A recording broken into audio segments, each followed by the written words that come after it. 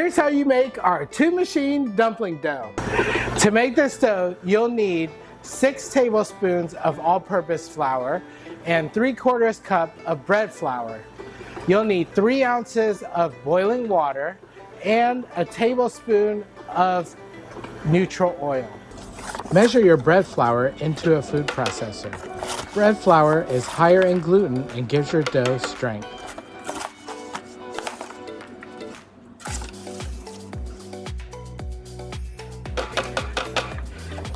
Measure your all-purpose flour.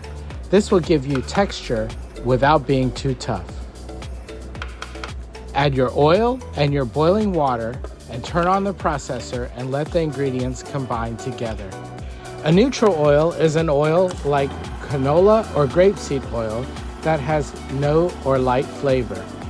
You'll want to avoid heavily flavored oils like olive unless the filling ingredients will pair well with that oil. Scrape dough bits and clump together. Pulse to make sure all bits are uniform. Pull out dough bits and form one big ball of dough.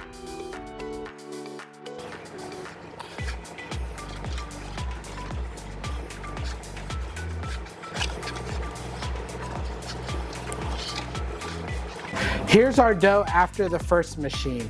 We have used our boiling water to partially cook our flour in the processor as it rotates around. Everything will combine into a dough, and this is when you knead for about 10 minutes in either by hand or with a machine. When all ingredients are uniformly combined, you'll want to transfer all those ingredients into a stand mixer fitted with a dough hook. In this step, you're developing the gluten so that it will have enough structure to hold the insides of the dumpling together.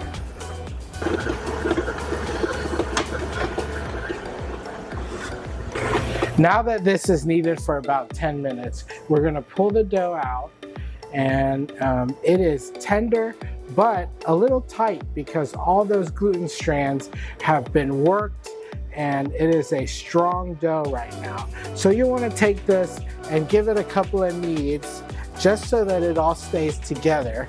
This isn't a really sticky dough, so you'll want to roll this out into a nice size log, and then we're going to wrap this and let it rest so that all those gluten strands that we worked can soften up. We'll let this rest about 20 minutes while we make our filling. We love this dumpling dough because it is strong enough to hold in the liquid of a soup dumpling, and it's also tender enough to make a pillowy pot sticker. You'll take this dough, and it's had a little bit of time to rest so that the gluten that we developed started to relax a little bit.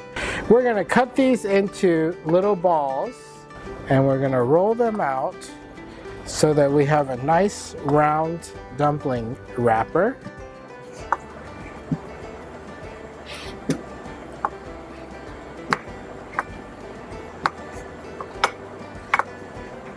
Now, once these are round and they're about a millimeter thick, you'll want to take your roller and push from the outside in so that the outside is a little thinner than the center.